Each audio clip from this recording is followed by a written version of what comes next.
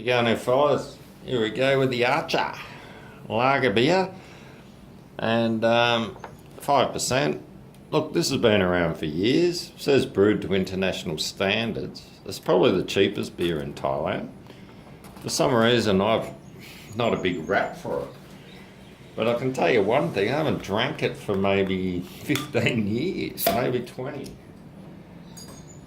So let's give it a crack today and just see what she's like. What about 20 years ago I drank it? It's just, as you can see, it's pretty light coloured. Lager again, good for the tropics, you know. You can't complain about drinking lagers in the tropics. Cheers, fellas. Nice head on it.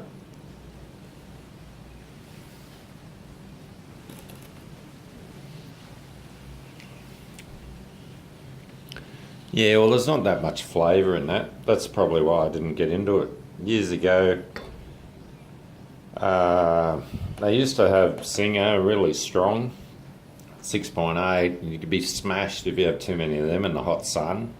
But they had another beer called Kloster, and I used to drink that during the daytime. And you'd have your Singers late at night or back in Australia or something with Thai food just to bring back the memory. It's pretty plain. Yeah, that's not much of an aroma, not much of a flavour. That's probably why, you won't be going out and buying dozens of that one. And it's alright though. Easy drinker. Probably a bit like Miller, but not as sweet, really light, easy to drink. Travel stories. For fuck's sake, let's come up with a beauty. First time I come to Chiang Mai, I went out, I was staying at the Prince Hotel. I went down to the pool to have a swim. There's a girl swimming in there on her own. Next minute I had her up in my room, and she was in my bed, and then she didn't want money or nothing. It was really weird. Then I went out that night, and I met another girl, and we partied out, and one flung was going back home, so we had a bottle of Glenfiddich, litre bottle, and he left it with us, so we all drank that till about 4 in the morning.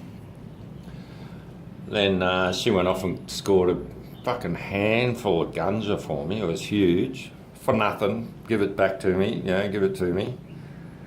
And I took off the next morning. I didn't sleep at all. Partied all night. I went on one of those 4-day treks. And that was fucking great. I was supposed to have one guide, but I chatted to him in Thai on the way up there. And ended up 3 of them come on the trek. They left the car. And we had a ball for 4 days, smoking opium, heaps of ganja, they had heaps of it. And riding elephants, whitewater rafting. We took off last because we were smoking and all the other rafts took off.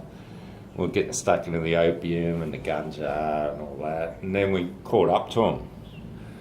And we rammed the first boat and knocked about 6 of them into the water. That was the fucking funniest part of the whole day. But don't ride an elephant bareback. Well, that's what I did. And the fucking needles were sticking into me legs. I only had shorts. Fuck, they hurt.